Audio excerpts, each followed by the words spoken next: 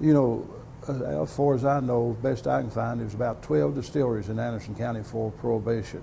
My grandfather worked for Seifel Distillery. A lot of people never heard of Seifel Distillery, but it's an old home out on South Main called the Seifel Home. But back then, you know, Prohibition, and it's the history of this place here. The Stevens family started this, and the Cersei's owned it for a while. It was known as Anderson County Distilling Company. Early 1900s, the Rippey brothers bought it out. They owned it a little while, and then they went back to Anderson County Distilling Company again. In the late 30s, right after Prohibition, the Gould brothers owned it for a few years, and then Austin Nichols bought us out and had us for many, many years. And the Austin Nichols family, McCarthy family actually owned Austin. They had worked for the Austin Nichols family for many years. The McCarthy family bought out the Austin Nichols family. And the name of Wild Turkey come, by the way, back then all executive offices in New York City. That's where everybody was basically back in that day and time. And they all got together every year and went down in the Carolinas on a turkey hunt. As I said in the beginning, most bourbons was bottled around 100 proof back in, bottled and bond. You didn't have 80s, 90s, it was all. So they just had some, each year going on their hunt, one of them would bring the wine. There's all in the wine, spirits, food business. You bring your own thing every year, and it was his time to bring the bourbon. And he just had to pull it straight out of the barrel. Probably the first barrel proof on the market back in that day and time. Had to be 101 proof. You know, sitting around at night after hunting all day, you know how that works. And they got to drink, and they kept talking about, well, this is completely different.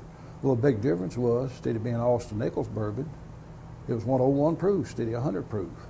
They liked this well, so to make a long story short, they asked him to bring some of that same bourbon back the next year. Well, you know, being in New York, he didn't realize how much federal government regulations we were under. He just called back and asked them, where did that come from? And they told him they pulled it out of the barrels, or they back in that day. And I wasn't around. I've been around a long time, but I wasn't around at that time.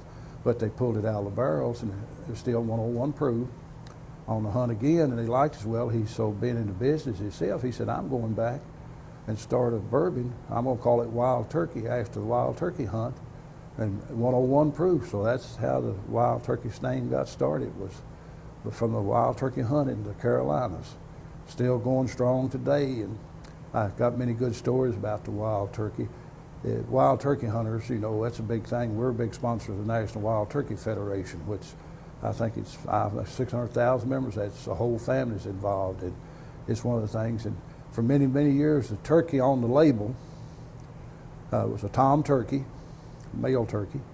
And here a few years ago, I guess 10, 12 years ago, an old gentleman called me and said, you keep telling me that bourbon's 8 years old in that bottle. I said, yes, sir, it's around 8 years old. There's no way it's not 8 years old. I said, I know it is. I make it and do it. He said, it's not 8 years old. I said, well, how do you know it's not 8 years old? He says, you got a damn Jake turkey on the label. The beard of a turkey, a young turkey's got a little short beard on it. It's got a long beard on it now. But it'd been on the market for 70 years. Nobody had ever noticed that, but he did. He said, you got a damn Jake turkey on the label. They can't be 8 years old.